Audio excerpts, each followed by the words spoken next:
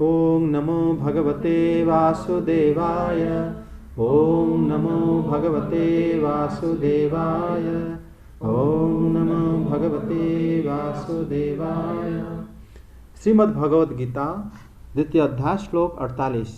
योगस्थः कुरु कर्माणि संगम त्यक्त्वा धनंजय सिद्ध्य सिद्ध्यो समाभृत्वा समत्वं योग उच्यते। हे अर्जुन, जय अथवा पराजय की समस्त आसक्ति त्याग कर संभाव से अपना कर्म करो, ऐसी समता योग कहलाती है।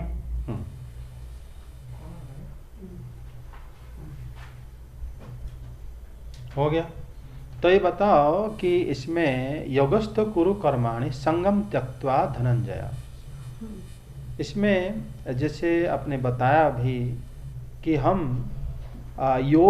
योगी होकर कैसे करना चाहिए, ना कर्तापन नहीं रखना चाहिए मन में, आसक्ति को त्याग करके कर्मफल की सफलता असफलता में समभाव रहकर कर्म करना चाहिए, ऐसा बताया गया ना। योगस्थः कुरु कर्माणि संगम त्यक्त्वा धनंजय सिद्ध्यो समभृत्वा समत्वं योग उच्यते। भले यहाँ पर भगवान सम को योग कहते हैं। आप लोग क्या कह रहे थे अभी वर्णाश्रम धर्म में? इसमें लिखा था वर्णाश्रम धर्म होता है विष्णु जी की सेवा करना। कैसे? नहीं, इसमें व्याख्या आप क्या करोगे? उसमें अगर आपके पास भगवद गीता है ना, आप देखो, बताओ। वर्णाश्रम धर्म वो होता है जिसमें हम विष्णु जी को प्रसन्न करते हैं। विष्णु जी का कैसे, कहाँ पर है? प्रसन्न कैसे करोगे? जिनकी भक्ति करते हैं। जब उनको पता नहीं कहाँ पर है, उनको भक्ति आप कर रहे हो नहीं कर रहे हो, वो कैसे सिद्ध करोगे? जैसे हमने जो 4 वर्ण पढ़े हैं, मतलब जैसे 4 पढ़े हो आप, मतलब आश्रम जो होते हैं वो 4 हैं, तो उन्हीं के लिए कह रहे होंगे कि वो 4 आपको निभाने, उस हिसाब से आप अपनी भक्ति कर सकते हैं। नहीं, आप कह रहे हो कि आप कौन सी आश्रम में हो? हम सैनिक वाले में। मतलब नाम भूल गया, 4 अच्छा, नाम अविनाश बताओ कौन सा, क्या कहना चाहते हैं? सर ये गृहस्थ आश्रम बोलना चाह रहा है, पर गृहस्थ आश्रम नहीं है। हम फर्स्ट ब्रह्मचार्य हैं। अच्छा, ब्रह्मचर्य आश्रम में हो। और फिर आप कह रहे थे कि भगवान विष्णु के लिए कर्म करोगे, कैसे करोगे? जब भगवान विष्णु को आप लोग नहीं जानते, जानते हो? नॉर्मल जानते हैं ना। नॉर्मल मतलब कैसे, मतलब कैसे जानते हो, जरा बताओगे? जैसे आप अपनी, जैसे जिन लोगों को आप जानते हो, अगर उनके हिसाब से कर्म करके उनको प्रसन्न किया जा सकता है ना? पिता माता भाई बहन बंधु कोई भी, जिनको अगर उस तरह रिश्ते में विष्णु जी आते हैं आपके, अगर नहीं आते हैं तो फिर आप कर्म उनके लिए कैसे करोगे? और फिर उनको प्रसन्न, फिर कैसे प्रसन्न, तो दूसरी बात हो जाता है। पहले जिनको जानते ही नहीं है और हमारे रिश्ते में नहीं आते, तो फिर उनको लिए कर्म करेंगे कैसे? ये प्रश्न बड़ा महत्वपूर्ण होता है ना। अगर हम उनके लिए कर्म नहीं कर सकते, फिर हम प्रसन्न, तो दूसरी बात होता है। फिर प्रसन्न वो है कि नहीं, हम बताएंगे कि वो तो श्लोक की व्याख्या करो। नहीं, उसको जो समझ में आया उसको समझाओ। आप लोग जो अपने आप में करते हो ना, थोड़ा समझाओ। योगस्थः कुरु कर्माणि संगम त्यक्त्वा धनंजय, मतलब योगस्थः कुरु कर्माणि, योगी होकर कर्म करो, संगम त्यक्त्वा, सब प्रकार के संग को त्याग करके, थे धनंजय, सिद्ध असिद्ध समद्भुत्वा, आप सिद्धि और असिद्ध में समान भाव में रहो, यही समत्व ही योग है ना। तो ये श्री भगवान तो श्री अर्जुन को बता दिए, लेकिन भगवान के उपदेश सबके लिए होता है, इसलिए हम उसी के ऊपर विचार कर रहे हैं। यहाँ पर जो भगवान बताए कि योगस्थः कुरु कर्माणि संगम त्यक्त्वा धनंजय, यहाँ पर योगी शब्द का अर्थ क्या है? कौन योगी है? हमारी स्थिति के बारे में बता रहे हैं ना यहाँ पे कि हमारी मन। अच्छा, आप योगी हो? नहीं। क्यों? अविनाश को क्या देख रहे हो, वो बताएगा। बताओ अविनाश। योगी सर, योगी भक्ति हो सकता है सर, जो जुड़ जाए भगवान से वही योगी है। हाँ, जो भगवान, वही तो फिर बात आती है, भगवान कौन है, वो कहाँ है, हम कैसे जुड़ेंगे। हाँ। जो बात, जो चीज हमसे परे हैं उनके साथ तुरंत हम रिश्ता कैसे जोड़ देते हैं कि वो योगी वही होगा जो उनसे जुड़ गया। पहली बात, वो कौन है, वो कहाँ पे है, ये बात आ जाता है ना। तो ये सारी चीज सही, आपकी बात बिल्कुल सही है। जिसको ना जानते ना पहचानते, हाँ, उनके उससे कैसे। ये जैसे बताया कि हम पढ़े हैं कि हम 4 प्रकार के होते हैं, वो पढ़ के करोगे क्या हम परीक्षा देंगे या कहीं जाके इंटरव्यू पूछेंगे तो बताएंगे। ये होता है हमारा अपना, जो जब तक हम अपने ऊपर नहीं लेंगे तो हम समझ नहीं पाएंगे। क्योंकि यहाँ पर जो भगवान ने बताया, योगस्थः कुरु कर्माणि संगम त्यक्त्वा धनंजय सिद्ध असिद्धो समभृत्वा समत्वं योग उच्यते। उन्होंने बड़ा स्पष्ट बता दिया कि जो समान रहता है वही योगी है। ठीक है ना। समान रहने का मतलब फिर क्या है, यहाँ पर जो बताते हैं कि आपको सिद्धि मिले या असिद्धि ना मिले। सिद्धि अर्थ होता है कर्म का फल, जो आप चाह रहे हो अगर वो मिल गया वो सिद्धि कहा जाता है। आप जो चाह रहे हो नहीं मिला वो असिद्धि हो गया है। मुझे कोई मेरा हुआ नहीं, तुम्हारा ये हो गया इंटरव्यू, हाँ मेरा हो गया, तुम सिद्ध हो, मतलब उसको ये भाषा में सिद्धि कहते हैं। सिद्ध असिद्ध समभूत्वा, भगवान यहाँ पर बताएं कि सिद्ध हो या असिद्ध हो तुम दोनों में समान रहना, समभाव रहना ही सत्पुरुषों का लक्षण है, या कह सकते हो कि योग का लक्षण है। यदि हम लोग इस प्रकार जो समभाव में रहेंगे कैसे, जैसे आप लोग कुछ प्रिपेयर कर रहे होगे एग्जाम के लिए, अगर आपका हुआ तो आप खुश हुए, नहीं हुआ तो दुखी हुए। लेकिन भगवान यहाँ पर बता रहे हैं कि समान भाव में रहो। बहुत लोग डिप्रेशन में भी चले जाते हैं। आप देखोगे न्यूज आता है, जैसे IAS की जो ट्यूशन सेंटर चलता है कहाँ पे, जो मुखर्जी नगर आदि जगह में लोग जो है बच्चे सुसाइड करते हैं। अब कोटा का आ रहा है न्यूज, कोटा में बहुत ज्यादा हाल है। उसके ऊपर मतलब लोगों को प्रश्न पूछा जा रहा है कि बच्चे क्या करें, इसमें किसका दोष है। बच्चा जो है वहां पर आया, वो ये सोच के आया कि मेरा इंजीनियर जरूर होगा, नहीं हुआ सुसाइड कर लिया। तो उसमें इन्होंने क्या किया, सही किया गलत किया? गलत क्यों बताओ, कारण तो बताओगे। गलत और सही होता है क्या ना, एक के जिसको कहते हैं क्या, हमारी जो नैतिकता के ऊपर हमारे कोई नियम के हिसाब से हम जो नहीं मानता उसको गलत या सही ठहराया जाता है ना। अपने मन से तो हम नहीं कह सकते। तो बताओ इसमें जब उन्होंने बच्चा देखा कि हमें सही, मैंने जैसे कोई बच्चा घर से आया जमीन वगैरह बेच के कि मुझे IAS ऑफिसर बनना है, सब कुछ खर्चा करा, सब बेस्ट करा, फिर उन्होंने क्या हुआ ना, वो हुआ नहीं। उन्होंने सोचा कि मेरे इतना उधार हो गया, घर में कैसा मुंह दिखाऊंगा, वो सुसाइड कर लिया। तो इस तरह केस में आप विचार करके कहो कि इसमें गलत क्या है। सर गलत ये है कि जीवन जो है उसका लक्ष्य सिर्फ किसी पोस्ट पे पहुंच जाना है, बहुत ज्यादा पैसा कमा लेना नहीं है। ये बात उन्होंने क्यों नहीं समझ पाया, या तुम क्यों समझ पाए, या अर्थात वो कहेंगे कि तुम तो मतलब तुम्हारा एम्बिशन ही नहीं रखा, तो तुम्हें क्या पता कि उसका एक्चुअली IAS ऑफिसर का क्या मतलब होता है, रुतबा या क्या मतलब मिलता है, जो अपुलेंस उसका तुम कैसे समझोगे। और हमें मिलना था, बस सब कुछ ठीक था, एक मार्ग में चल रहा है क्या, और मुझे लाइफ रख के फायदा नहीं। अगर मैं रहता हूँ तो पापा मम्मी हमेशा मुझे देख के मैं अपने आप को नज़र नहीं मिला सकता, मैं नहीं रहा तो वो किसी भी तरह भूल जाएंगे, एडजस्ट कर लेंगे। तो उसके नज़र में गलत है या सही है? उसकी नज़र में तो उसकी नज़र में वो गलत ही सही है, वो कहेगा मैंने सही किया। नहीं, उसके नज़र में भी वो गलत है। आज बताओ उसके नज़र में गलत कहाँ पर है? वो गलत है अज्ञानता, क्योंकि इस सृष्टि अज्ञानता से ही हुआ है। ये सृष्टि अज्ञान से ही हुआ है। अगर ज्ञान होता तो सृष्टि नहीं हो पाता। ज्ञान से सृष्टि हो ही नहीं सकता, अज्ञान से ही सृष्टि होता है।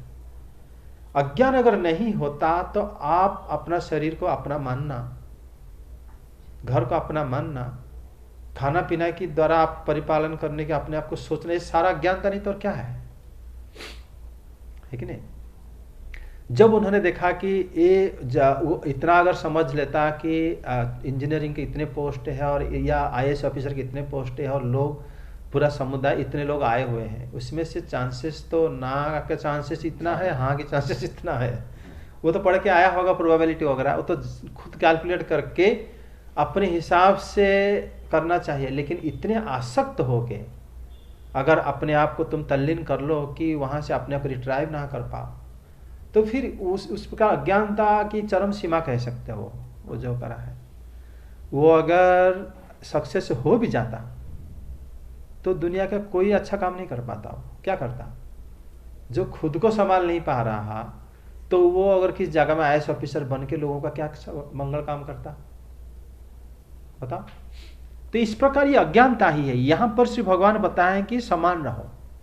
समान रहो क्यों बताएं? भगवान इसलिए बताएं क्योंकि वो जानते हैं कोई भी लोग जो कर्म करता है फल मिल भी सकता है, नहीं भी मिल सकता। इसका कारण क्यों? कारण है कर्म में हमारा बहुत दोष रह जाता है और सारे दोष का फल मिलना तय है। कोई कोई लोग, आप नॉर्मल घर में खा पी के घर में अगर सो भी जाओगे तब भी आप पाप करते हो, समझे? उस प्रकार पाप भी हो जाता है जो पता भी नहीं चलता है। पानी पीते समय, खाना खाते समय, उबालते समय, घर में जाके अपने पैर हाथ धो के बहुत सारे मतलब वायरस हो, जीवाणु मतलब कीटाणु मर जाते हैं, है कि नहीं? उसका दोष तो आप ही को ही लगेगा और किसको लगेगा। लेकिन इतने सारे दोष रहते हुए भी मनुष्य आगे बढ़ना चाहिए। तभी भगवान कहते हैं कि सम रह जाओ, क्योंकि दूसरी बार फिर मनुष्य जन्म कब मिलेगा, उसके लिए फिर निर्दोष होकर पैदा होगे, वो तो असंभव है। इसीलिए वो हमें जानते हैं, तभी भगवान बता दिए कि असिद्धा सिद्ध्यो समभूत्वा, सम रह जाओ, चिंता मत करो। क्योंकि मनुष्य, ये जगत ऐसा है, इस प्रकार इसमें मतलब सारे छंद हुआ है इस जगह, भले एक दूसरे से मतलब इस प्रकार क्या कहते हैं भूल भुलैया है, यहाँ से निकलना बड़ा मुश्किल है। कृष्ण ये बात जानते हैं, तभी उन्होंने बताया कि सम रह जाओ, कोई बात नहीं, हाँ मतलब वो हार गए ना, कोई बात नहीं, लेकिन आगे बढ़ो। मनुष्य जीवन की जो उद्देश्य है उसको, क्योंकि अगर आप सब कुछ हासिल कर भी लेते हो तब भी शरीर को छोड़ना पड़ेगा। शरीर को लेकर हमेशा रहोगे क्या? चाहे आप आईएएस ऑफिसर बन जाओ, चाहे राजा बन जाओ, चाहे प्राइम मिनिस्टर बन जाओ, या चाहे आप मतलब के नीचे मतलब बन जाओ, कोई क्लर्क बन जाओ, या कुछ नहीं बनो, या जो नॉर्मल भिखारी वगैरह हो, सबका देखो उम्र आयु तय है, वो रहेंगे नहीं। अगर रहना ही नहीं है तो फिर इसलिए इतना अभिमान क्यों, इतना मतलब आसक्त क्यों? आसक्त मत रहो। क्या करो ना, संभाव हो जाओ। क्यों संभाव हो जाओ? पिछले श्लोक में बात करे थे, संभाव होने से तुम्हारे अंदर ज्ञान की प्रादुर्भाव हो जाएगा। जो अज्ञान की वजह से ही तुम दुखी हो, वो अज्ञान दूर हो जाएगा, जो तुम्हारे फायदा करेगा। ठीक है? और जब तुम्हें पता है कि शरीर को निर्वाह करना है, किस प्रकार मतलब खाना खा के, जॉब करके सबको सुख देते हुए मृत्यु को सुखमय करोगे और पर जन्म आदि अच्छे से निर्वाह करोगे, अगर वो सीख गए तो तुम्हारा मनुष्य जीवन सक्सेस हो गया। ठीक है नहीं? इसका मतलब ये नहीं कि उन्होंने कभी नहीं कहा कि कर्म छोड़ के बैठ जाओ, नहीं, कर्म करते हुए बैठो, लेकिन आसक्त ना हो। कर्म ना करना पाप है। कभी भगवान ने मना मतलब कहे नहीं कि कर्म छोड़ दो, कर्म करो, लेकिन अगर सफलता नहीं मिलता उसमें संभाव हो जाओ, क्योंकि हाँ हम पता नहीं हम पिछले जन्म में क्या करे हैं, लेकिन हमें एक मौका मिला है मनुष्य जन्म का, मौका का पूरा फायदा उठाना चाहिए। और पिछले जन्म में हम कुछ हो सकता है किसी का असफल करें, इसलिए हम बार बार असफल हो जाते हैं, कोई बात नहीं, लेकिन हम उसी में भी समभाव रहते हुए योगी बनते हुए आगे कर्म करते हुए जीवन को अतिबाहित कर लो। इसी में ही भलाई है जो भगवान यहाँ पर बताए। तभी जो चक्रवर्ती पाद बताते हैं कि जय और पराजय को समान समझना ही स्वधर्म होता है। ये निष्काम कर्म योग है। इसी से ही हमें ज्ञान की प्राप्ति होता है, जिसको ज्ञान योग भी कहा जाता है। अगर इस प्रकार हम रहेंगे तभी जाके हमें क्या होता है ना, कर्मयोगी हम हो पाते हैं। आगे नेक्स्ट श्लोक पढ़ो। हे धनंजय, भक्ति के द्वारा समस्त गर्हित कर्मों से दूर रहो और उसी भाव से भगवान की शरण ग्रहण करो। जो व्यक्ति अपने सकाम कर्म फलों को भोगना चाहते हैं वह कृपण है। कृपण शब्द का अपोजिट शब्द होता है क्या? एंटोनिम्स। कृपण का ब्राह्मण होता है। कृपण होता है क्या? जो कंजूस होता है। लेकिन यहाँ पर कंजूस का परिभाषा अलग दिया गया था ना, बौद्ध शरणमन्विच्छ कृपणाः फलहेतवः। मतलब निष्काम कर्मयोग बुद्धि द्वारा किया जाता है, मतलब सकाम कर्म निकृष्ट है। इसीलिए जो बुद्धि के द्वारा ज्ञान का शरण नहीं लेता, जो लोग फल की इच्छा रख काम करते हैं, कृपण होते हैं। अगर आपकी फल की इच्छा है कि मुझे वो मिलना चाहिए, आप काम कर रहे हो, तो आपको कृपण कहा गया। क्यों? कृपण तो कंजूस को हम कहते हैं, जो पैसा नहीं देता। वो पैसा क्यों देगा आपको? अगर हम कुछ जरूरत चीजें हैं तब भी उसको यूज करना नहीं चाहता, कृपण होता है। तो उसको व्याख्या कर देखो, भगवत गीता में कृपण का अर्थ भगवान ने अलग बताया है कि जो विषय मतलब जो फल की इच्छा रख के कर्म करता है। अगर आप मान लो पढ़ाई करते हो, पहले आप फल की इच्छा रख के पढ़ते हो कि बिना फल की इच्छा रख के पढ़ते हो? फल की इच्छा रखते हैं। पहले इच्छा रख लेते हो। तो अगर पहले इच्छा रख के पढ़ते हो तो फिर कृपण माना जाएगा। उसके बिना तो हम पढ़ ही नहीं सकते ना सर। लाइक अगर फल के लिए नहीं, मोटिव भी नहीं होगा तो हम कैसे मतलब करेंगे काम? आप इसका मतलब फल की इच्छा क्यों कह रहे हो? आप एक के जैसे मान लो आप कहोगे कि आप किसी एक वस्तु किसी एक जॉब के लिए तैयारी कर रहे हो, ये फल की इच्छा थोड़ी हुआ। फल की इच्छा तो तब माना जाएगा जिसमें मान लो अगर आप असफल होने के बाद अपने आप को मतलब अपने आप को रोक नहीं पा रहे हो, कुछ और विक्रिया कर रहे हो, वो होता है फल की इच्छा आपका है। ठीक है। इच्छा शब्द से कामना जुड़ा हुआ होता है, कामना शब्द से क्रोध जुड़ा हुआ होता है, लोभ जुड़ा हुआ होता है। कामना की पूर्ति के बिना क्रोध आएगा। अगर आप अपनी इच्छा करा कि यहाँ पर एक मिठाई है, मैं इसको खाने की इच्छा हो रहा है, तो अगर नहीं मिला तो आप क्रोधित हो गए, तो इसका मतलब आप उसमें इच्छा है। क्रोधित नहीं हुए तो आपकी इच्छा नहीं था, अब आप वैसे ही आप चाह रहे थे, वो इच्छा इतना इच्छा में नहीं गिना जाएगा। तो इसमें जो है यहाँ पर बताया गया फल की इच्छा रखकर जो कर्म करता है कृपण होता है। जो विषय को परमार्थमा वस्तु मान लेते हैं वो कृपण होते हैं। जो विषय होता है, विषय क्या होता है? जो वस्तु को हमें भोग करते हैं उसको अगर तुम मानोगे कि ये परमात्मा है, इसी के माध्यम से हम भगवान को प्राप्त करेंगे, तो वो होता है क्या? विषय। और अगर वो आप उसको मान लेते हो तो उसको कहा जाता है कृपण। क्या भागवतम में श्री भगवान बताते हैं 6ठ स्कंद में, न वेद कृपणः श्रेय आत्मनुगुण वस्त्रदो। जो विषय को परमार्थ में वस्तु मान लेते हैं उनको कृपण कहा जाता है। मतलब लोग भी ऐसे भी हैं, मतलब विषय को मानते हैं कि ये करो आपको मतलब जीवन में परम सुख लाभ प्राप्त होगा, समझते हैं कि नहीं? बहुत धर्मावलंबी लोग हैं जो गलत प्रचार करते हैं। वो कहते हैं आप ये कर लो, आपको चरम धर्म को प्राप्ति होगा और आप निर्वाण प्राप्ति कर लोगे, आप वो कर लोगे, ये कर लोगे। लेकिन क्रिया बिल्कुल निराभौतिकवादी क्रिया है। आप देखो रजनीश आदि लोग, आप देखो जैसे अन्य जो धर्म है, जैसे चारवाकी मतावलंबी जो लोग होते हैं, उसमें बहुत सारे साधु आ जाते हैं। उनका क्रिया क्या है? कुछ नहीं है, भौतिक क्रिया है पूरा। लेकिन वो कहते हैं इसी से ये लोग को कृपण कहा जाता है। तो कृपण शब्द से अगर आप बृहदारण्यक उपनिषद देखोगे, उसमें बताया गया है योवा यदक्षरं गार्ग्य विदित्वा सालोकात् प्रेति स कृपणः। उपनिषद में श्रुति में कृपण को अलग व्याख्या किया गया है। देखो यहाँ भगवत गीता में कृपण को अलग कहा गया है। अलग मतलब भगवत गीता में श्री हरि बोले हैं कि बुद्धौ शरण मन्युच्छ कृपणः फलहेतवः। जो फल को चाहता है वो कृपण है। श्रुति कहता है कि विदुत्वा यो वा एदत् अक्षरं गार्ग्य विदुत्वा सलोकात् प्रीति सकृपणः। हे गार्गी, जो इस अक्षर ब्रह्म को नहीं जानता, अगर इस लोक से चला जाता है वो कृपण है। बिना भगवान को जाने अगर आपका मृत्यु हो गया तो आपको कृपण कहा जाएगा। कृपण का एक दूसरा मीनिंग दरिद्र भी होगा। नहीं, दरिद्र कृपण क्यों होगा? कृपण तो होता है जो कर सकता था नहीं करा। अच्छा, कर सकता था नहीं करा। मतलब वो जैसे आप अपने पैसों से अच्छे से खा सकते थे, लेकिन आपने पैसा को जमा कर रख दिया और कम कम करके खाया और पैसा को देख के खुश होने लगे, तो ये कृपण हो गया। आपके मनुष्य शरीर है, मनुष्य शरीर में आप ब्रह्म को जान सकते थे।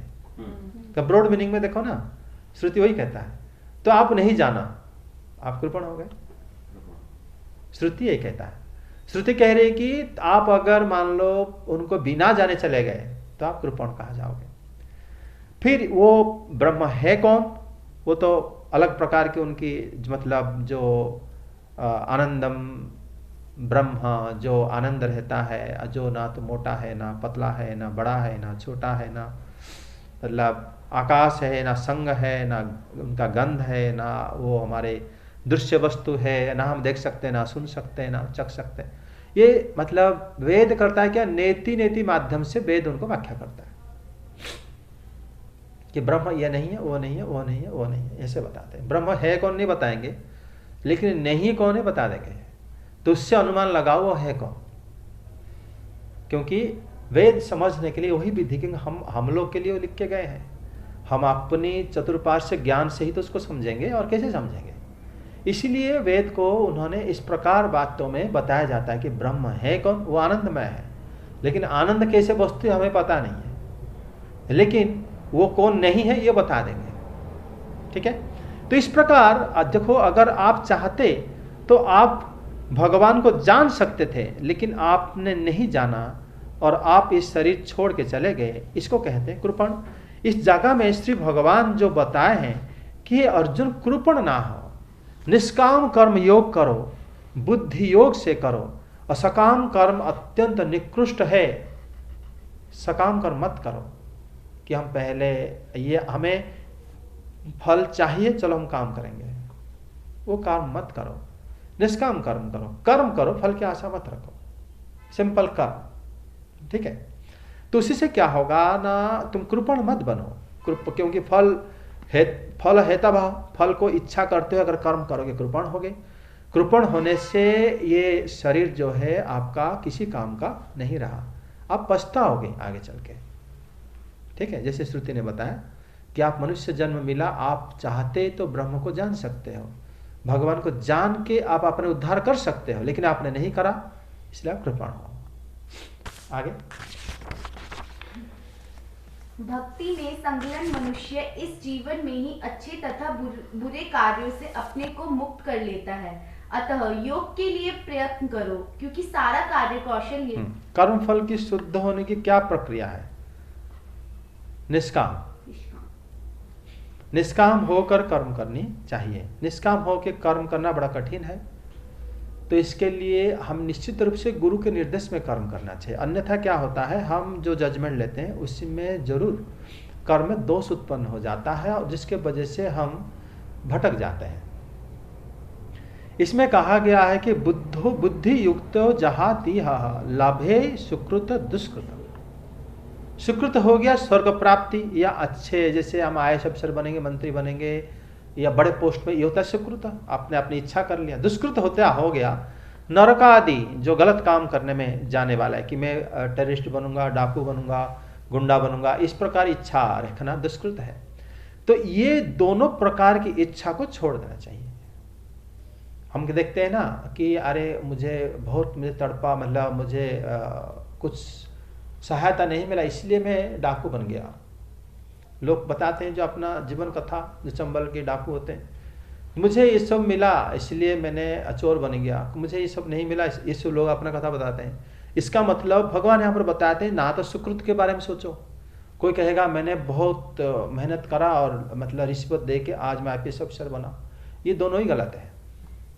सुकृत और दुष्कृत, मतलब कोई उच्च लोक प्राप्ति कराने वाला या नरक आदि प्राप्ति कर, दोनों को छोड़ना चाहिए। बुद्धि द्वारा निष्काम कर्म करो तो आप खुद प्रसन्न रहोगे। पहली बात तो भले ही लोग कहेंगे क्या कर रहा है, लेकिन खुद बहुत अपने मतलब खुद आप प्रसन्न रहोगे।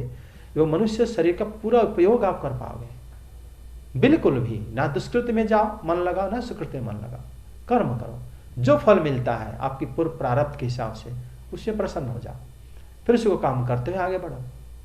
उससे क्या होगा, न बांधने वाला कर्म के द्वारा मोक्ष भी अगर हम इस प्रकार कर्म करेंगे तो हम क्या होता है ना, बंध जाएंगे। लेकिन तस्मात् योगाय युज्यस्य योगः कर्मसु कौशलम, ये इस प्रकार चातुर्य या इस प्रकार समझदारी ही योग कहा जाता है। मतलब भगवान ये नहीं बताए कि आप एक सुबह 5 बजे एक टीवी प्रोग्राम में बैठ के कपाल भाती करके दुनिया को दिखाओ और उससे पैसे आप लेके बिजनेस करो, ये योग नहीं होता। योग होता है आप क्या करो, कर्मसु कौशलम, आप अपनी समझदारी से कर्म करो। मन को अपने आप को पहले जजमेंट करो कि मैं क्या कर रहा हूं, मेरा मन दुष्कृत्य की तरफ है या सुकृत्य की तरफ है। दोनों को हटाओ, मन से कर्म करो। जब फल आया किसी गुरु से परामर्श करते हुए इस फल में स्थिर हो जाओ एवं अपना जीवन देखो, बहुत बड़े ज्ञानी भी हो जाओगे। अपने आप को परम शांति का अनुभव करोगे आप, और जीवन मनुष्य जीवन बहुत सुखमय कर लोगे। अन्यथा दोनों तरफ से ही चक्रवर्तीपाद बताते हैं सकाम और निष्काम कर्म से ही उदासीन होकर कर्म करना को योग कहते हैं। अगर हम सकाम कर्म करेंगे फल आशा रख के या विकर्म करेंगे, मतलब दोनों ही छोड़ देना चाहिए। छोड़ के केवल हम कर्म करना चाहिए। समझ में आएगा? एक श्लोक और करो, बंद करेंगे। इस तरह भगवत भक्ति में लगे रहकर बड़े बड़े ऋषि मुनि अथवा भक्तगण अपने आप को इस भौतिक संसार में कर्म के फलों से मुक्त कर लेते हैं। इस प्रकार वह जन्म मृत्यु के चक्र से छूट जाते हैं और भगवान के पास जाकर उस अवस्था को प्राप्त करते हैं जो समस्त दुखों से परे है। यहाँ पर देखो बताया गया कि आप पढ़ रहे हैं अभी कि जो भगवान की सेवा करता है वो भगवान के धाम चला जाता है। लेकिन यहाँ पर वही प्रश्न आता है, भगवान की सेवा करेंगे कैसे? खुद को जान के भगवान की सेवा करो। खुद को जानोगे कैसे? भगवान को इसलिए ये सब क्या होता है ना, विश्लेषण करना चाहिए। आप लोग मतलब ज्ञान होगा उनके बारे में, तभी तो जैसे अगर हम भागवत गीता पढ़ेंगे तो हमें ज्ञान होगा उनके बारे में जानना। पहले तो अपने बारे में जानना होता है, उनके बारे में, क्योंकि अहम होता है प्रथम पुरुष। अगर अहम को हम नहीं जानते अपने आप को, फिर त्वम तत् ये वस्तु को, इदम वस्तु को नहीं जान पाएंगे। हमको तो लगता है हम अपने आप को पूरा जानते हैं। तो अगर हम अपने आप को जानते हैं तो आपका अपने बारे में क्या जानते हो पहले बताओ।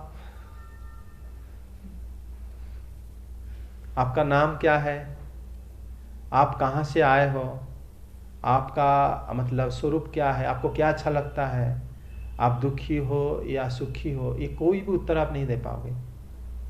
अब अपने आप को कैसे जानते हो, है ना? यह श्लोक में बताया गया कर्मजं बुद्धियुक्ता। उसी इसलिए जो अनुवाद को जब भी पढ़ते हो थोड़ा विश्लेषण करो, विश्लेषण करके किसी के सहायता से उसको समझने का प्रयास करो। क्योंकि खाली जैसे बड़ा तात्पर्य है, लेकिन उसका अर्थ क्या है अगर वो हमें समझ में नहीं आया, उसका अर्थ का कोई अर्थ नहीं है। वो हो सकता है किसी और के लिए हो, पहले हमारे लिए तो नहीं है। हमारे लिए जो है उसी में हमारा कल्याण है, समझे कि नहीं? जो हमारे लिए नहीं है वो हमारा कल्याण कैसे कर सकता है? पहली बात तो कर्मजं बुद्धियुक्ता ही फलं त्यक्त्वा मनीषिणः। इसलिए हमेशा श्लोक का मूल को लेकर समझने का प्रयास करो। कर्मजं बुद्धियुक्ता है फलं त्यक्त्वा मनीषिणः। मनीषिण शब्द भगवान क्यों कहे यहाँ पर? क्योंकि उन्होंने एक रेफरेंस दे रहे हैं। अगर ऐसा कोई करा भी है पहले तो वो लोग क्या जन्म बंध विनिर्मुक्ता, वो लोग का जन्म से मुक्त हो गए थे, ठीक है, होके पदं गच्छन्त्य नामयम्, वो लोग चले गए थे और दोबारा जन्म नहीं हुए। ये भगवान ही कोटेशन दे रहे हैं। मतलब अगर कोई इस प्रकार कर्म करता होगा रहता होगा तो उनको ये प्राप्ति हो जाता है, ये उसके लक्षण है।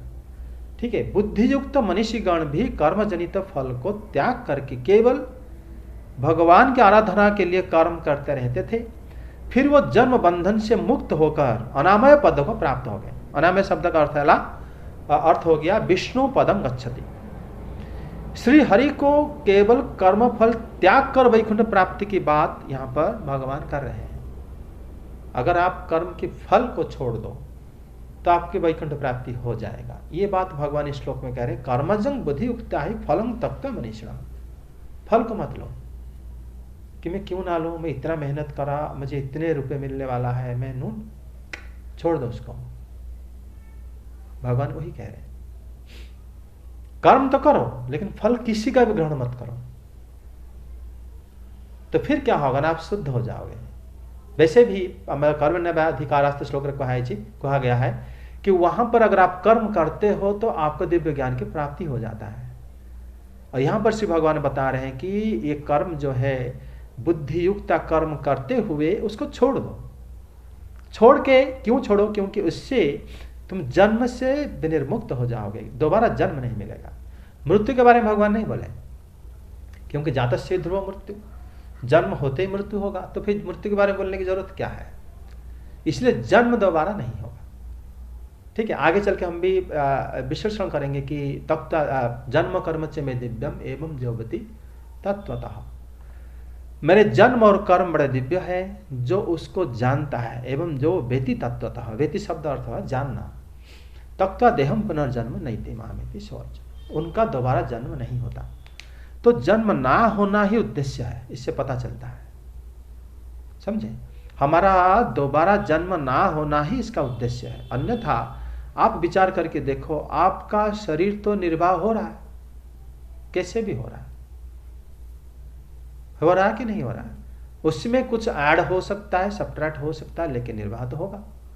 लेकिन उद्देश्य निर्वाह है या उद्देश्य कुछ और है, इसको विचार करना चाहिए।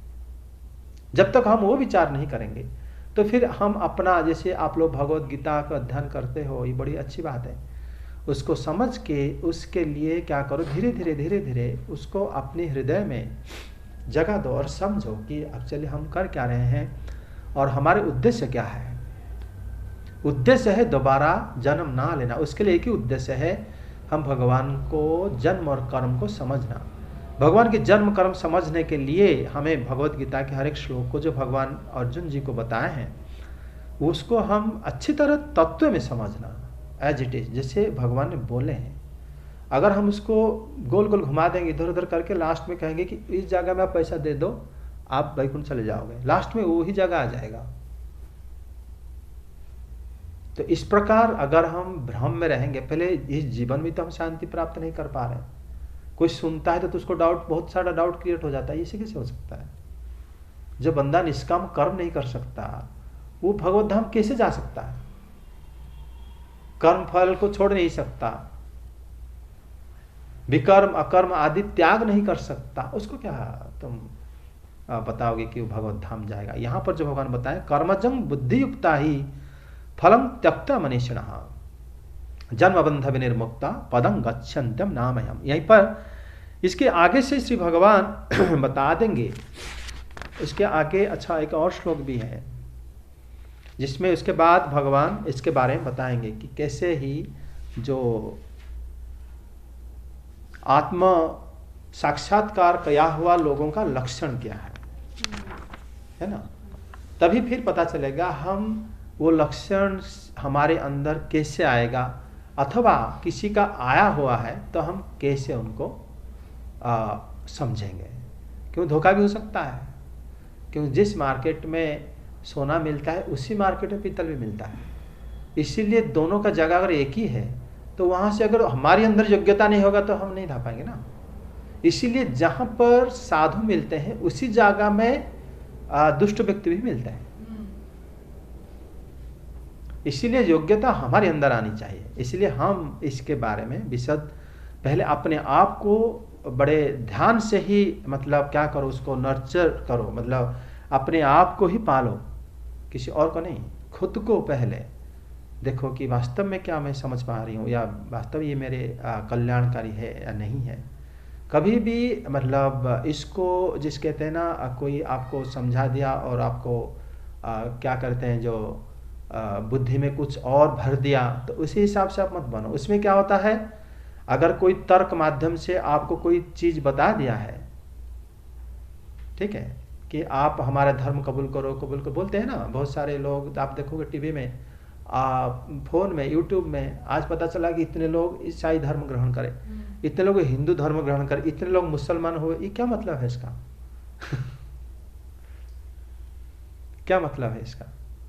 इसका मतलब ये है कि वो अपने आप को, ये अज्ञानता ही है और कुछ नहीं है, सिर्फ अज्ञानता है।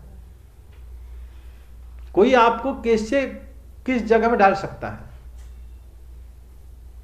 है ना? आपका अपना निजी भी तो एक धर्म होता है, आप जो जिसको मतलब जैव धर्म कहते हैं, जीव का धर्म है। जीव का धर्म। हम क्या, कौन है, हमारा क्या प्रवृत्ति एक्चुअली, इसको समझने के प्रयास करना चाहिए ना। भगवत गीता कोई भी जाति के लिए नहीं है, किसी धर्म के लिए नहीं है। किसी धर्म के लिए। इसलिए अर्जुन जी जो पहला अध्याय में कुल धर्मा सनातना बोल दिए हैं कि सनातन कुल धर्म नष्ट हो जाएगा करके बोले हैं, तो इससे पता चलता, कोई कहते हैं कि ये धर्म जो है सनातनियों के लिए है, लेकिन वास्तव में अर्जुन जी प्रश्न में उसको बोले हैं, उत्तर में नहीं। भगवान तो उत्तर में सबके लिए बोले। उसमें जो है कभी भी भगवान जो है आगे जो उत्तर में जो बोले हैं कि सिर्फ जीवों के लिए बोले हैं, मतलब ममेवांश जीव लोक जीव भूत सनातन आदि जो श्लोक बोले हैं भगवान ने, सबके लिए बोले हैं। आप एक धर्म में चले जाते हो, दूसरे धर्म में चले जाते हो, उस धर्म में नहीं जाते हो। हम एक्चुअली भ्रम में जीते हैं, भ्रम, धर्म नहीं होता। समझ में आया? तो इसी में जो हमें अगर अपने आप को नहीं पहचान पाएंगे तो फिर हमें मतलब ठग ही जाएंगे। आगे एक श्लोक कर लो। और जब तुम्हारी बुद्धि मोह रूपी सघन वन को पार कर जाएगी तो तुम सुने हुए तथा सुनने योग्य सबके प्रति अन्य मनसक हो जाओगे। इसको पहले समझने का प्रयास करो कि यदा ते मोहो कलिलम बुद्धिर ज्ञात तरिष्यति, मतलब अगर आप अपनी क्या बता रहे थे कि मोह को, मोह रूपी सघन वन को पार कर जाओगे। कलिलम यदा ते मोहो कलिलम बुद्धि तरिष्यति, अगर आप अपनी मोह रूपी कलिल को पार कर जाते हो, फिर क्या होता है? तदा गंता से निर्वेदम, तो फिर आप इस प्रकार परमेश्वर की आराधना रूपी कर्म द्वारा क्या करोगे? श्रुतव्यस्य श्रुतस्य च, आप तब जाके यदा उनकी कृपा द्वारा ही क्या करें ना, सुनने योग्य, श्रुतव्यस्य श्रुतस्य च, जो अब तक जो सुने हुए हो वो सब आप छोड़ दोगे। श्लोक को समझने का प्रयास करो, भगवान क्या कह रहे हैं। तात्पर्य में क्या कहे, एक जगह में इस तरह हो गया है कि तात्पर्य पढ़ने के बाद ये भूल जाओगे कि एक्चुअली श्लोक में लिखा क्या गया था। ये प्रॉब्लम हो जाता है कभी कभी, है कि नहीं? श्लोक पहले जो भगवान बोले उसको पकड़ के रखो। जो भगवान ने बोले हैं कि यदा ते मोह कलिलं बुद्धि ही अतरिष्यति ही, देह आदि में अगर हम लोग आत्मबुद्धि करते हैं, इस प्रकार भगवान की आराधना करने से ही हमारा बुद्धि जो है ये समस्या को पार हो जाता है। फिर तदा गंतस्य निर्वेदम श्रोतव्यस्य श्रोतस्य, उसके बाद क्या होगा ना, हम सुनने योग्य और अब तक जो भी सुने हुए हैं उस सारे विषय में वैराग्य को प्राप्त हो जाएगा। हम जो भी अब तक जानते हैं उस सब कुछ भूल जाते हैं और वैराग्य को प्राप्त होते हैं। तुम इसके अनुयुक्त जानकर जिज्ञासा नहीं करोगे कि मतलब यहाँ पर श्रीधर स्वामी पाद बताते हैं कि तयोर अनुपेदयत्वेन जिज्ञासा न करिष्यसि, इसका अनुरूप हम अनुपयुक्त जानकर इसके ऊपर हम जिज्ञासा नहीं करें कि अरे ये सब जो मतलब मैंने जो सुना था, जो जानता था, उसका क्या काम है। श्रीधर स्वामी पाद कहते हैं कि जब तुम तत्वज्ञानी हो जाओगे फिर उस विषय में तुम कभी प्रश्न नहीं करोगे उस पीछे क्या था। कोई बात नहीं, अभी से मैं आगे बढ़ना चाहता हूं। इसीलिए ब्रह्मसूत्र पहले बताया था, अथात ब्रह्म जिज्ञासा, अभी से ब्रह्म को जानने की इच्छा व्यक्त करो। अब से इसी जगह में कहा गया यदाते मोह कलिलं बुद्धे जति तरिष्यते तदा गंता से निर्वेदम श्रुतव्य से श्रुतस्य च।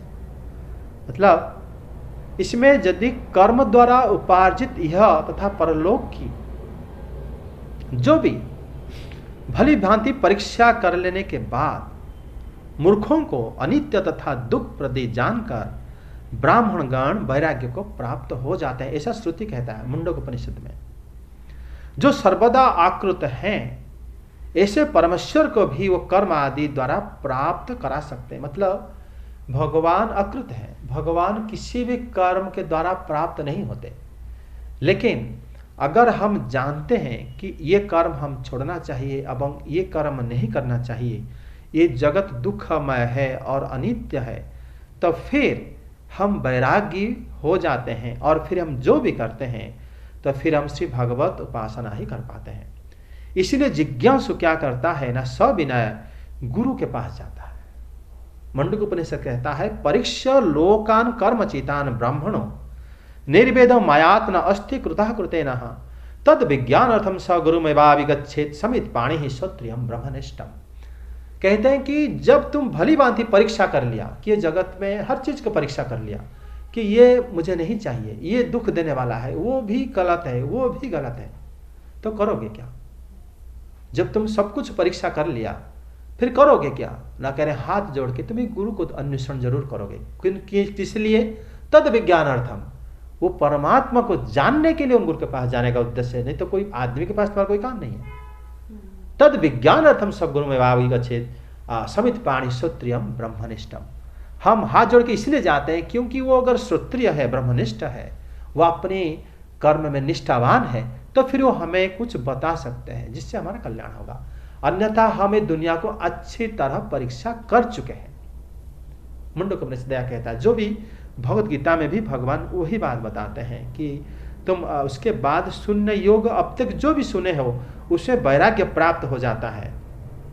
और श्रीधर स्वामी पाद कहते हैं इसके बाद तुम जान लोगे कि सारा अनुपयुक्त है, इसलिए तुम उसके बारे में किसी भी प्रकार की जिज्ञासा या क्यूरियोसिटी या जानने की इच्छा नहीं होगा। बहुत लोग बहुत ज्यादा वैरागी हो जाता है, दुनिया को पूरा छोड़ देते हैं। मतलब ऐसा नहीं है कि फांसी मतलब अपने आप को आत्महत्या कर लेते हैं, ऐसा नहीं है।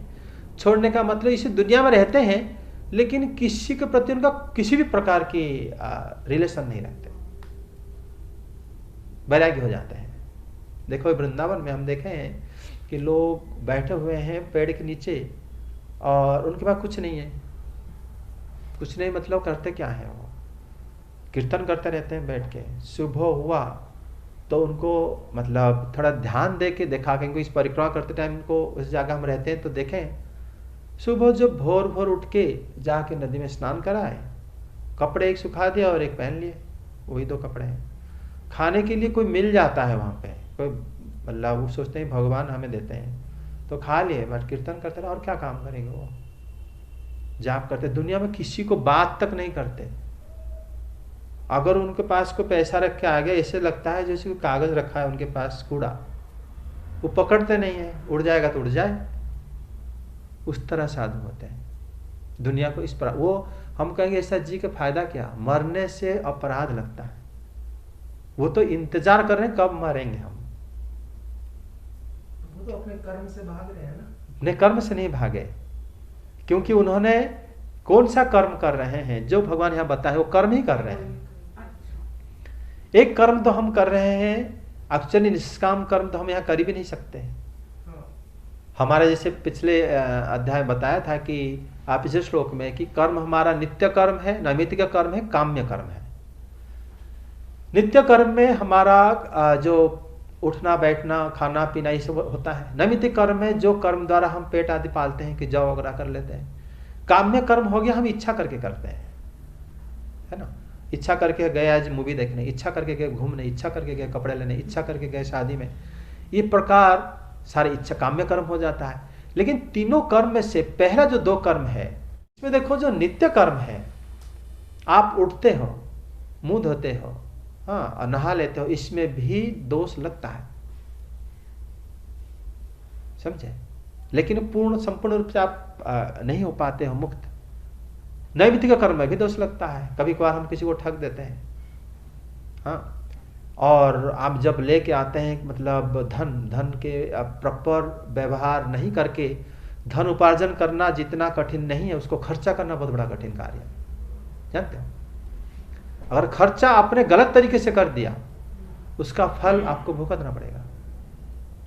क्योंकि आपका एक बंदा बिल्कुल उठ नहीं पा रहा था, किसी भी तरीके से आपका पैसा वहां पहुंच गया, उसी पैसे से वो बलियान होके जाके मतलब एक आदमी का गला काट दिया। तो जिस बल से वो गला काटा, वो बल आपकी पैसे से खाना खा के काटा, इसलिए आपको भी दोष लगेगा। अगर आप जानते नहीं हो कौन क्या कर्म कर रहे हैं, हम पैसे बांटते फिरते रहते हैं, ये बहुत बड़ा दोष लग जाता है। इसलिए नित्य कर्म नैमित्तिक कर्म में भी निर्दोष नहीं होता। काम्य कर्म में तो वैसे ही दोष है, क्योंकि हम इच्छा करके जा रहे हैं। इसीलिए अगर कहा जाए निष्काम कर्म कोई करता है, ये होता है निष्काम कर्म। जो मैं आपको बताया वो जानबूझ के सिर्फ भजन कर रहे हैं, अमृत को मतलब अपेक्षा करके बैठे हुए हैं, समझे। इसीलिए तो अगर हम कहेंगे कि अर्जुन जी ऐसा क्यों नहीं करे, अर्जुन जी जब वहां पर श्री भगवान को सारथी बना के लाए हैं, श्री भगवान हो गए सबके गंतव्य, सबके मतलब मूल लक्ष्य वही है जो तुम्हारे सामने बैठे हैं। और तुम्हें अगर पहले संन्यास लेना था तो ये आयोजन करके वहां तक नहीं पहुंचना चाहिए था, ठीक है, क्यों भगवान धर्म स्थापना कर रहे हैं, इसलिए तुम्हें ये कर्म करना होगा। जो धर्म स्थापना कैसे होगा, अगर आप जब जब वनवास गए थे उसी समय आप साधु होके चले जाते, अदृश्य हो जाते, तो फिर ये नौबत ही नहीं आती। भगवान किसी और उपाय से धर्म स्थापना कर सकते थे, तो उसी समय आके छोड़ना ही कायरता है, जिससे कि मतलब धर्म प्रचार प्रपर नहीं हो पाएगा। और उसके अंदर अर्जुन जी का अगर इस प्रकार बुद्धि आता है कि मैं यहां से छोड़ूं, वो गलत है, इसलिए भगवान ने वो कर्म को समझाए थे। तो इस प्रकार जो है यहाँ पर हम देखते हैं कि अगर हम अच्छी तरह परीक्षा निरीक्षा करके अगर हम जान लिए कि ये कर्म करना नहीं चाहिए, तो फिर हम क्या करना चाहिए, किसी गुरु के माध्यम से हम कर्म कैसा करें इसका उपदेश लेना चाहिए। इसी से ही फिर हमारा जीवन का कल्याणकारी होता है, जिसको श्री भगवान अगले श्लोक में बताएंगे कि वास्तव में कैसे ही मतलब ये आता है ना, 1-2 श्लोक के बाद है शायद, है ना। तो उसी समय फिर हम उसमें चर्चा करेंगे कि कैसे जो भक्तों का या जो कर्म योगी का लक्षण कैसा है जगत में, ठीक है। आज इतना रखते हैं। हरे कृष्ण। एक क्वेश्चन ऐसे जनरल है सर, जैसे कि हम पढ़ रहे हैं कि हमें ये कर्म करना है, ये मतलब क्रोध भी गलत होता है, क्रोध करना भी गलत होता है? देखो अज्ञान में सब गलत है। बट सर आजकल की तो दुनिया ही ऐसी है कि नहीं, जैसे हनुमान जी क्रोध करे वो गलत नहीं है। हनुमान जी जो क्रोध करे वो गलत नहीं माना जाता, सात्विक क्रोध है, मतलब क्रोध इसका मतलब किया जा सकता है। अर्जुन जी जो क्रोध करे वो गलत नहीं है। तो आप बताओ प्रश्न क्या है? मतलब प्रश्न ये है कि कृष्ण जी जो भी कह रहे हैं कि अपना कर्म करो, फल के लिए मत सोचो, ऐसा करो वैसा करो, सब मेरा जनरल नॉर्मल ये मन में आता है कि मतलब हम है तो इंसान ही ना, हम आजकल की दुनिया में कैसे सरवाइव करेंगे अगर ऐसा करेंगे तो? क्यों नहीं कर सकते? कठिनाई कहाँ पर आ रही है? नॉर्मल इमोशंस है ना कि क्रोध करना, ईर्ष्या भाव रखना, मतलब नेगेटिव जो भी है वो तो आएंगे ही, इनको कैसे रोक सकते हैं? उसको रोक सकते हो जागृत अवस्था में। आप देखो, आप जब स्वप्न देखते हो, कभी कभी स्वप्न आपको दुखद होता है, उसमें आपका काबू रहता है सपने में कि मैं चाहूँ तो चेंज कर लूँ, नहीं कर सकते, आपको पूरा देखना ही पड़ता है, ठीक है ना। जागृत अवस्था में कभी अगर आपके पास प्रतिकूल अवस्था आया, आप तुरंत भाग जाते हो, आप मतलब जानते हो कि इसमें प्रॉब्लम होने वाले, आप छुप जाते हो या इत्यादि कर पाते हो कि नहीं कर पाते हो। अगर आप स्वप्न अवस्था में आपका अपना कंट्रोल नहीं है, सुषुप्ति अवस्था देखो, जिस जगह में आप सोते हो गाढ़ निद्रा में, जब वो उठते हो फिर जो काम आप छोड़े रहते हो उसी काम फिर दोबारा शुरू करते हो, जहां से अधूरा काम वहीं से शुरू। इसका अर्थ ये हो गया, आप अपनी जागृत अवस्था में ही आप अपने को सुधार सकते हो, स्वप्न अवस्था में नहीं सुधार सकते और सुषुप्ति अवस्था में बिल्कुल नहीं सुधार सकते। कैसे? जब तक अज्ञानता नहीं रहेगा, मतलब अज्ञानता जब तक अज्ञानता अगर चला जाएगा तब आप सुखी हो सकते हो। ठीक है। अज्ञान क्या होता है? जो वस्तु जैसा है उसको ना जानना ही अज्ञानता है। ठीक है। वो दुख का कारण बनता है आपका। जब आप जान पाओगे कि आप एक परम आनंदमय वस्तु हो तो आपको दुख क्यों लगेगा? है कि नहीं? जब आप अपने साथ जोड़ते उन लोगों को जो आपके साथ कोई रिश्ता नहीं है तो दुख तो लगेगा। दुख आप बताओ, दुख आपको पास बाहर से आता है या अंदर से आता है? कभी नोटिस करा है? नहीं, बाहर से आता है। बाहर से आता है। मतलब किसी कोई ऑब्जेक्ट से या कोई हाँ। पर्सन से। आप देखो प्रमाण ऐसे हो जाएगा, अगर आप दुख बाहर से नहीं आता है, अगर आप गाढ़ निद्रा में सो जाते हो, हमारा बृहदारण्यक उपनिषद में है, उस समय जब आप अपने को भूल जाते हो, जब आप उठते हो आपको ये तक याद नहीं था कि कितने देर आप सो गए। उस समय आप अपने आप को प्रश्न करो, आपको उस टाइम दुख लगता है?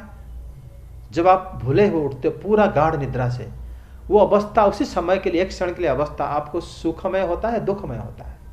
कम से कम दुखमय तो नहीं होता। जब उठते हो दुखी होते हो क्या कि मेरे को उठ गया? नहीं लगता। आप आनंद आता है। अगर आनंद आता है, वो आनंद आपके पास आया कैसे, इसके बारे में चर्चा विचार करो। आप उसके लिए कुछ अच्छा खा के सोए थे ना, आप उसके लिए अच्छे कपड़े पहन के सोए थे ना, उस समय आपके एसी चल रहा था, आपको तो कुछ पता नहीं है। आप तो खाली गाढ़ निद्रा में सो गए थे, लेकिन फिर भी आप खुश हो गए। अर्थात खुश होना आपका अपनापन है। जब आपको याद दिलाया जाएगा, अरे तुम याद नहीं, वहां जाना था, वहां जाना था, वो काम अधूरा रहेगा, वो तुम्हें ये देना था, आप फिर दुखी हो रहे। नहीं, तो दुख बाहर से आया या अंदर से आया? बाहर से आता है। जो बाहर से आता है उसके लिए इतना चिंता क्यों? अंदर के ज्ञान को जैसे जगाओगे वो तुरंत चला जाएगा। समझे कि नहीं? इसीलिए हर चीज को जब तक आप विचार नहीं करोगे, आपको सही ढंग से समझोगे नहीं, फिर आप कैसे उसके ऊपर अमल करोगे? दुखी आप हो नहीं। दुख जो वस्तु है, बाह्य वस्तु है, उसको बहुत आसानी से आप अपने आत्मबल से विदा कर सकते हो। समझे? और क्या प्रश्न है?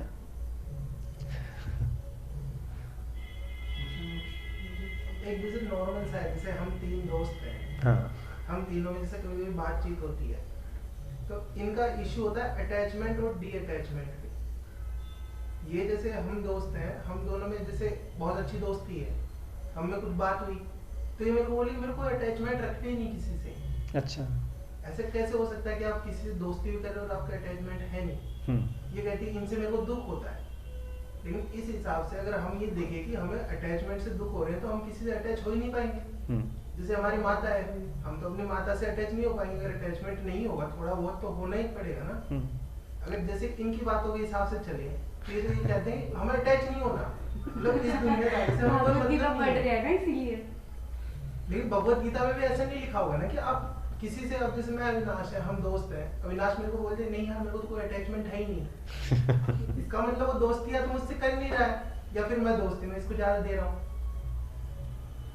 इससे कैसे मतलब डील करें? मतलब जैसे कर्म है, जैसे मेरा है, जैसे मैं दोस्ती में पूरा दूं, 100% दूं। जैसे मेरी माता है, मैं दे रहा हूँ, अब मैं बोलूं मम्मी मेरे को तो अटैचमेंट करना ही नहीं। हाँ। इसका मतलब वो तो औरों की तरह हो गया कि मेरे लिए तो कुछ है ही नहीं। इसमें डील करने का मतलब कहाँ कठिनाई आ रहा है आपको? हाँ, यही मतलब कि अटैचमेंट हो या नहीं हो।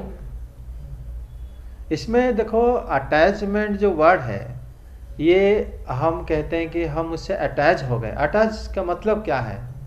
उसको मतलब हम उनसे बिना नहीं रह सकते, ये अटैचमेंट के मतलब थोड़ा बहुत मोह है, खो जाने का मोह। मोह तो अज्ञानता है।